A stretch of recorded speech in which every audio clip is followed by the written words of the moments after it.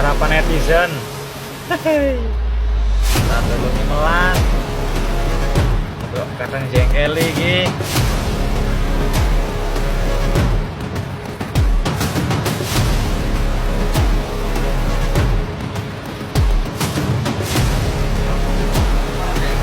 Hah? Ya marah melu itu.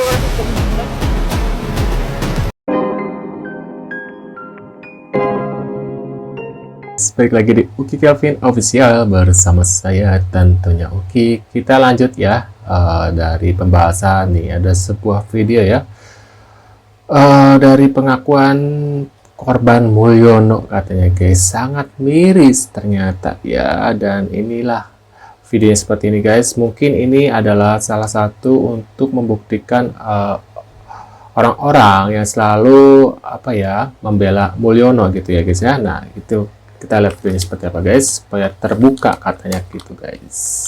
Tapi begitu proyek selesai, kami tidak dibayar. Waduh. Saat ini kami benar-benar merasakan hidup di zaman penjajahan. Waduh. Kami mengeluarkan modal, mengeluarkan keringat, modal kita habis. Sekarang aset kita itu malah terancam mau disita oleh bank. Banknya juga bank pemerintah. Terus anak istri kami harus hidup di mana? Yes, banget. Ini memang kenyataan pahit. Ada satu saudara kami mengerjakan proyek tol Sediatmo Bandara 10 tahun yang lalu sudah selesai, dikerjakan selesai, dijanjikan oleh BUMN untuk dibayar di kemudian hari. 10 tahun kemudian ternyata di tahun ke-10 tidak dibayar. Tolnya sudah menghasilkan tiap hari uang masuk ke jasa marga, tetapi saudara kami, anggota kami tidak pernah dibayar sampai sekarang. Aset yang diagunkan untuk ikut membangun tol, untuk ikut membangun underpass, untuk membuka jalan, itu juga hutang bank semua. Kami terancam mau disita aset kami. Bahkan anggota kami sudah disita. Sekarang nggak punya rumah, pekerjaan nggak ada. DPR Pak Yoking Jawa. Rakyat sudah begitu marah katanya guys. Macam-macam. Tulisannya. Saya kata-katanya ini bukti kemarahan rakyat, dan saya yakin ini baru aja dibikin. Ini lihat baca sendiri, Ya saya Allah. mampu membacanya, karena menurut saya rakyat sudah sangat marah kepada Jokowi. Lihat kata-kata yang ditulis oleh mereka. Bagaimana Bang? Menurut hari ini ekonomi pahit, duit semakin sulit, pemerintah egois, mentingin diri sendiri dan keluarganya aja. Benar. Tuh keuangan rakyat, perut rakyatnya dipikirin. Salam Mulyono. Pikirinnya jabatan, ada jabatan. Anak enak, kalau udah ada jabatan, hidup dalam kekuasaan enak, nggak mikirin rakyat. Awal pertamanya aja kampanye berbondong-bondong demi rakyat. Ujung-ujungnya rakyat yang mana yang dipikirin? Rakyat keluarganya, pamannya, atau ibunya, atau ponakannya, anaknya. Tapi untuk rakyat kecil seperti saya, kalau nggak babak belur nggak dapat duit. Itu aja dari saya, dari orang kecil. Wassalam. Zamannya Pak Harto aja, itu waktu anaknya jadi menteri aja udah heboh, udah ribut ini kan. Nah ini satu keluarga, bapaknya jadi presiden, anaknya jadi gubernur, jadi wali kota, udah macam-macam. Begitu ya, nggak beres ini demo. Ini bagus sekali nih. Memang sekali demonya besar, tapi nggak cuma di sini demonya, kan ada di Jogja, ada di Bengkulu, ada di berbagai tempat. Jadi kalau negara ini mau beres, memang ujung tombaknya mahasiswa, begitu ya. Jadi kita dulu 98 di sini juga. Nah sekarang tahun 2024 di sini juga kita menyaksikan apa yang terjadi, mahasiswa demo. Ya, kita nggak ikut-ikut provokasi ya, tapi kita lihat ini udah bagus sekali. Kita nggak tahu siapa yang mengadakannya, tapi itu bagus ya. Itu adalah warning buat kita semua, buat masyarakat Indonesia. Kalau negara kita udah mulai goyang atau mulai diganggu oleh oligarki, kemudian timbullah masyarakat, rakyat jelata bertindak, dan mahasiswa tetap ujung tombaknya. Terbaru lagi dari Bocor Alus Politik, sekarang lagi zaman untuk memoles citra Jokowi, memoles keberhasilan pemerintah di zaman Jokowi. Jadi kurang lebih membutuhkan biaya 15 miliar, dan itu pun sebenarnya udah ada biaya sebelum 15 miliar itu. Jadi ada puluhan M dari Kominfo untuk mengkampanyekan keberhasilan pemerintahan Jokowi. So ternyata beliau tuh butuh juga validasi keberhasilan ya. Gue pikir ya udahlah gitu kan, nothing tulus aja gitu. Ngapain sih mesti harus ada campaign memoles citra Jokowi supaya terlihat baik? Kalau misalkan baik, rakyat pun yang menilai sebenarnya ngapain ya. Dan ternyata biayanya tuh gak main-main gitu, sampai puluhan M gitu kan. Kayak buat apa gitu, mending buat yang lain sih, daripada harus kampanye memoles keberhasilan Jokowi di pemerintahannya. Lucu sih. Kalau misalkan berhasil ya ngapain mesti ada poles memoles. IKN, Istana Kampret Nusantara. Nusantara. Budi Ari Ngamuk, Bahlil Niradab, dan tegangnya Jokowi Prabowo. Pak, Woi, gimana tuh?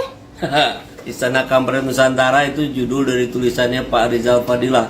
Keren sekali itu, menggambarkan IKN, Garuda yang ada di IKN itu kok jadi mirip kelelawar. Nah, yang menarik adalah bahwa kejadian di IKN hari ini semakin menunjukkan ketidakmatangan proses pembangunan di sana.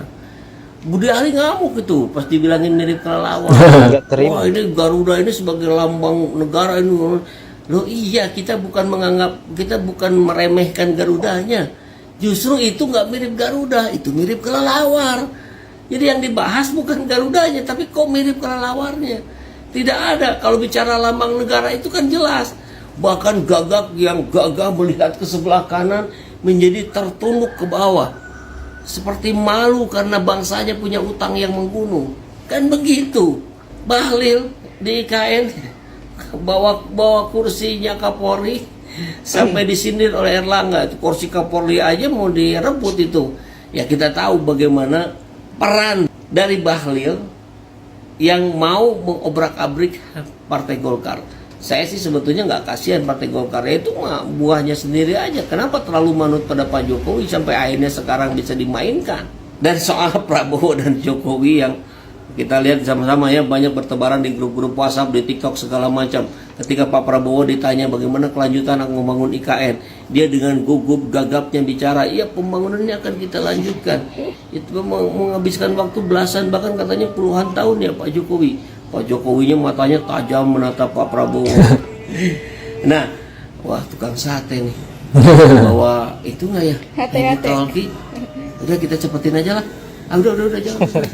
King News Guy, Pak Jokowi akhirnya membatalkan Kepres.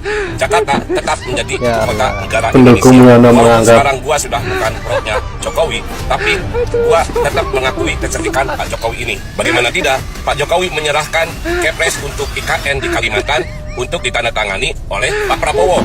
Artinya, kalau proyek IKN di Kalimantan sampai gagal dan mangkrak, yang disalahkan nanti adalah Pak Prabowo, karena Pak Jokowi sudah bukan presiden lagi.